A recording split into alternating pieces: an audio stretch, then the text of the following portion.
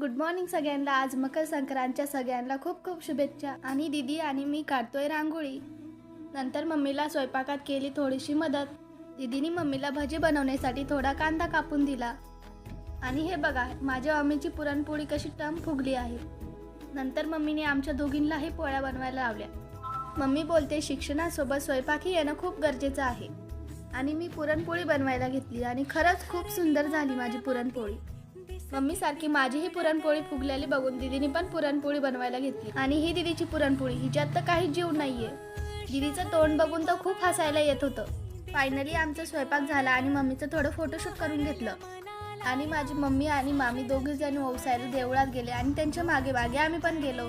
माझ्या मम्मीचं आणि मामीचं इतकं गोड नातं आहे की त्यांना बघितलं असं वाटतं की ह्या बेस्ट फ्रेंड आहेत.